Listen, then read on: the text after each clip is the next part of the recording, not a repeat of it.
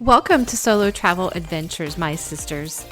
Don't let fear hold you back from traveling alone. I want you to gather your courage, listen to inspiring stories, and learn how to travel solo while safely navigating new places from this show. I'm Cheryl Esch, solo travel advocate and travel coach, and I want you to have a transformative experience when you travel solo. So pack your bags, book your flight, and check one more time for that passport. It's time to explore the world.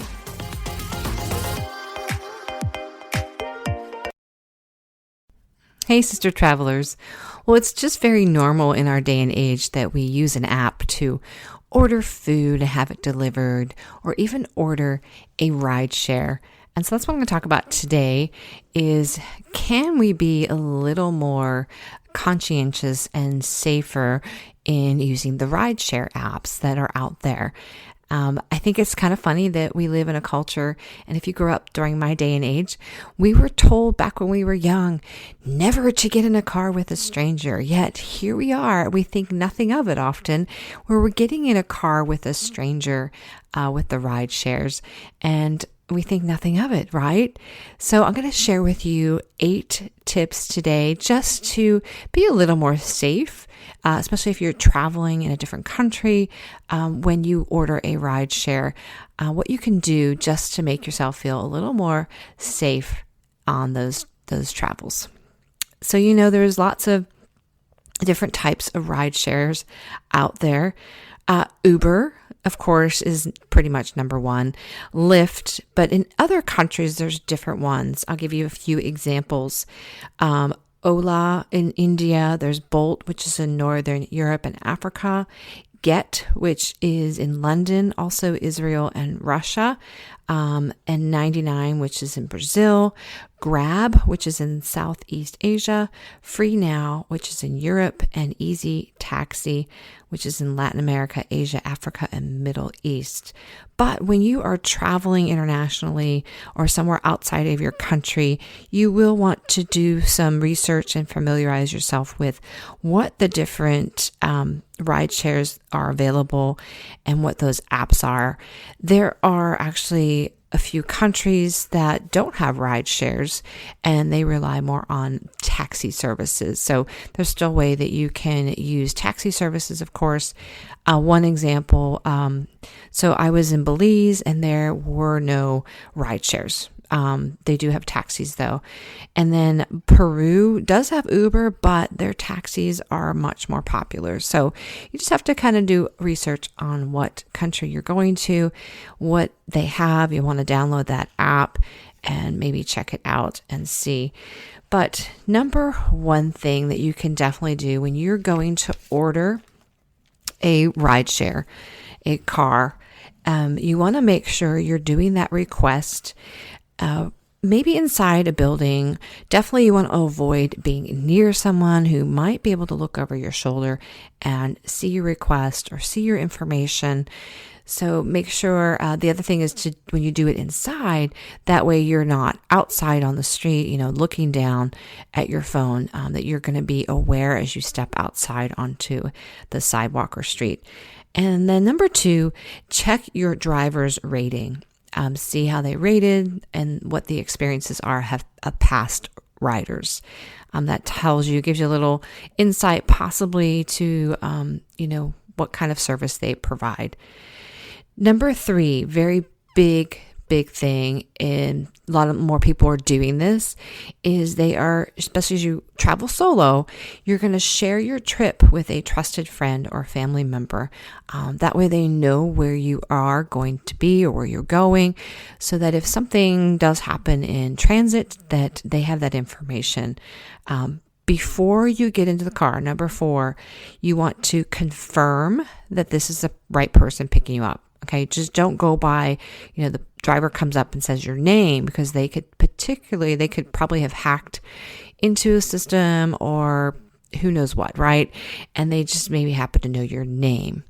But you want to confirm the license plate of the car that's picking you up is the same on the app. The picture of the driver matches the profile, and do that all before you get in. And then make sure, number 5, you sit in the back seat. I also recommend you sit in the back seat with your luggage with you. If you can help it, don't put it in the trunk, or some places called the boot, right? So you want to have it handy. That's also in case you have to either get out quickly, or sometimes when luggage is put in the trunk, the driver will let you out, but then there's potential he could just drive away, right, with your luggage. So make sure you have it with you. And if you're traveling light and you just have a backpack, that should not be an issue. Number 6, stay aware of your surroundings. How do you do that if you're in a new place? Well, one way is you can track your trip. You can track it with the driver. So put in your destination and track it, whether it's using that same app to make sure he's going the right direction, or track it in a separate, maybe just like Google's map or something, to see if he is going the right way or she's going the right way. And then number 7 is just never share with the driver that you are traveling alone. And if you've solo traveled before, many of you already do this. But one thing I like to say is that I'm visiting a friend, or I've come to this country, or I've come to this place to meet a friend, right? So they don't think that you're completely alone. And number 8,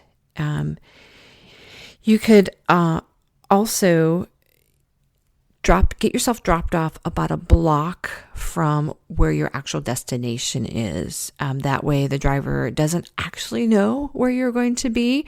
So if you have an idea about the area, or you can look somewhere on a map and determine that maybe, there's a restaurant a block down the street from where I'm staying, that maybe you actually put that in as your destination.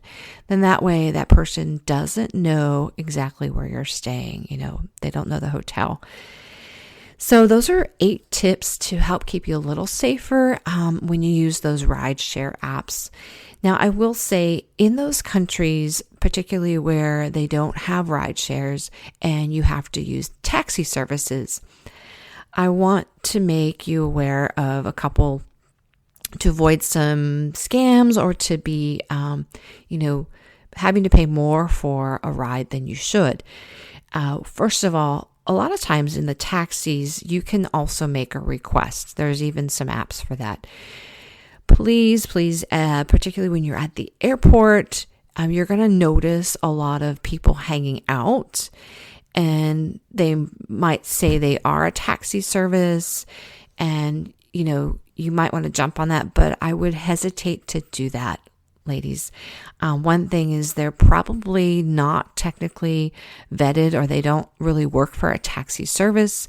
They're probably just an individual just trying to make some money. We made that mistake when I came out of Paris, especially when you're just coming out of an airport. It's pretty hectic, and, you do want to get to where you're going. So if you haven't pre-made some arrangements, whether that's using a shuttle from the airport to get to your hotel, or actually calling a ride service, do not, because a lot of times these people are not vetted taxi service people, and they're just using their own vehicle. It won't even be marked. It'll be an unmarked vehicle, and they have likely put in a fake meter.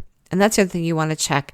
Even when you take taxi services, watch the meter, make sure it is running, so that they can't say at the end, it didn't work, and then they just throw out a number at you, right? So another way just to make sure you're safe, because if you're just grabbing a ride from someone that you haven't requested from, you can't do that like verification process where you verify that this is actually the driver that works for the company that is supposed to pick you up as you requested. So just being extra safe there. There are really legit taxi services. I flew into Lima in Peru. A lot of, as I said, taxi services are huge there. Not as big. Uber's not as big there. So, but they are, and same with, I think in Paris, they only allow the taxis that are taxi services, into certain areas, like on the sidewalk of the airport, right? So that when you do come out, you are getting, legitimate taxi services. And obviously most of them do look like taxis, right?